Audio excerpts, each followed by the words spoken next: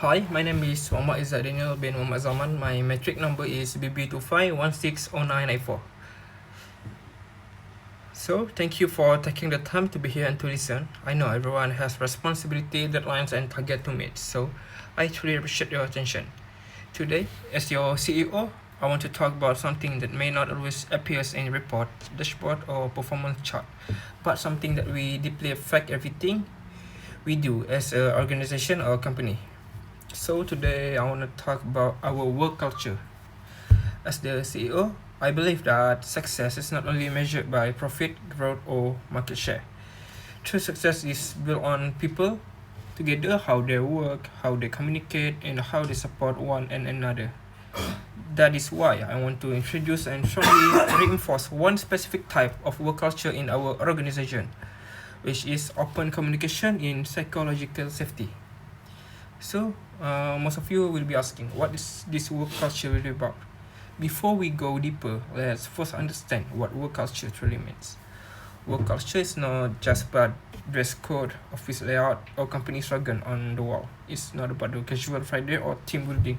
Even work culture is about how people feel when they come to work.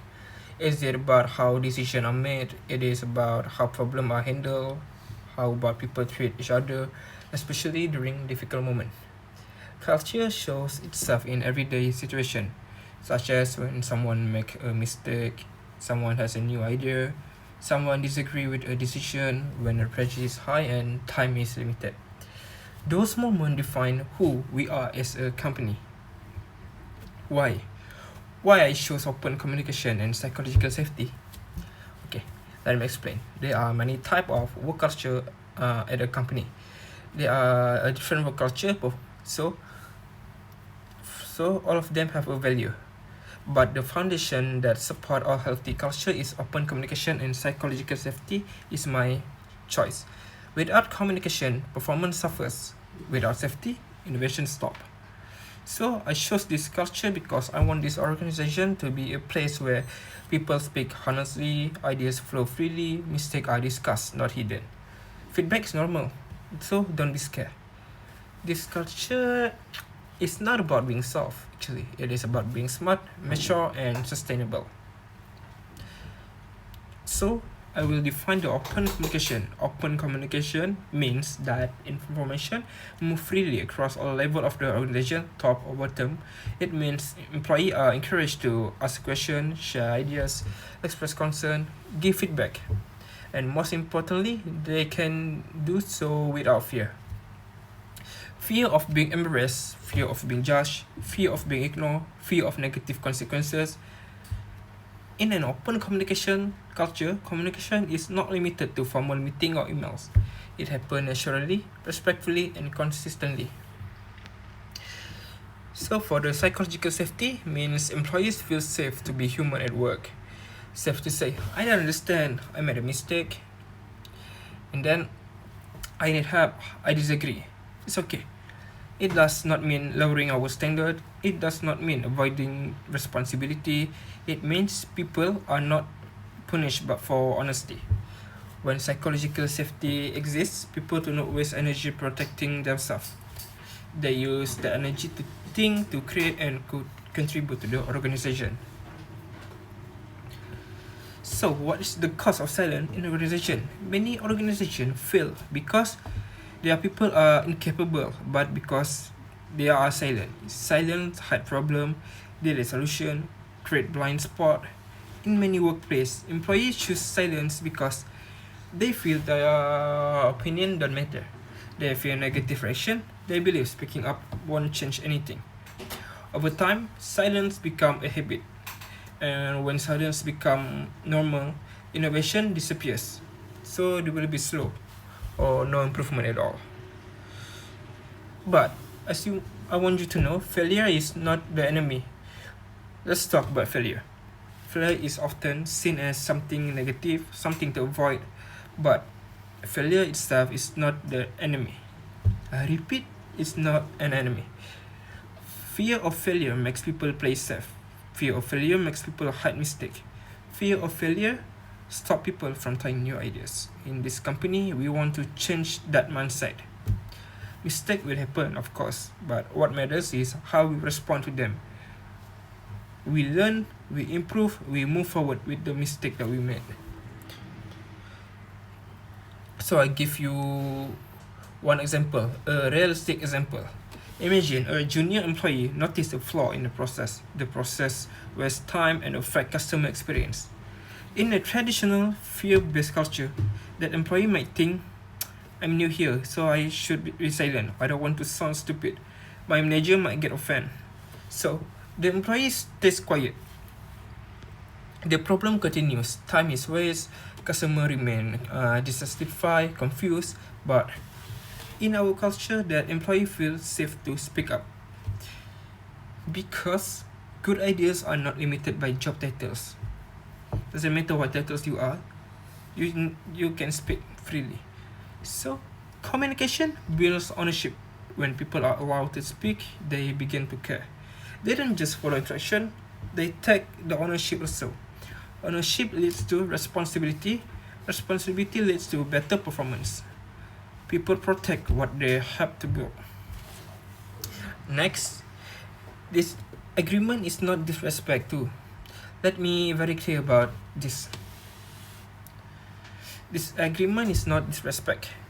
In fact, respectful disagreement is healthy, very healthy. A team, okay, imagine a team where everyone agrees all the time is not a strong team. It is a silent team because all okay, I'm agree. In this organization, we challenge the ideas, not people. We debate to improve, not to win, not to fight. We respect different perspectives to improve our organization. Diversity of thought leads to a better decision. So as a leader in this culture will start at the top. It starts from the leader. Leader must be the model, the behavior they expect to their employees to follow. If leader shut down feedback, people stop speaking. If leader refuse to admit mistake, people hide theirs.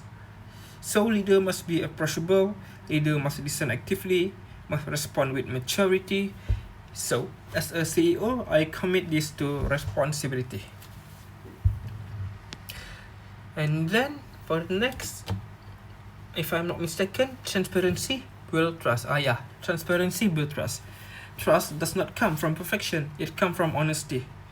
When decisions are explained clearly, people understand. When challenges are shared, people feel included. Transparency reduces rumors. Transparency builds alignment. So yeah, that will help all to work together. Next one is communication during stressful time. During high pressure period, communication become even more important.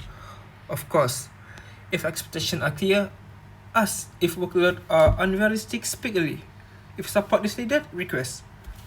Burnout often start with silence. When you silence, you don't have someone to help you. So just open up and ask for help. Next, psychological safety and mental well-being. Mental well-being is closely linked to psychological safety. When people feel unsafe, stress increases, creativity decreases, motivation also drops. So a healthy culture supports not just productivity but people. So from the feedback as a normal practice, the feedback should not be rare or scary. It should be regular, respectful, and constructive. Feedback will help us to grow in this organization. Feedback is not personal, okay? Feedback is about improvement. Feedback goes both ways. I give feedback, you take the feedback as a part of your improvement. But accountability still matters in this. Let me be clear. Psychological safety does not remove accountability, okay? Standards remain high, expectations remain clear, but accountability is applied fairly and constructively. So from this work culture, there will be an impact for the company. So give you a few but a long-term impact on the company. In the long run, this culture leads to higher engagement, better retention, stronger innovation, sustainable performance. Company with strong cultures outperform those without them. This understood? So there is a shared responsibility. Culture is not created by leadership alone. Every employee play a role. speak honestly, listen respectfully, support each other.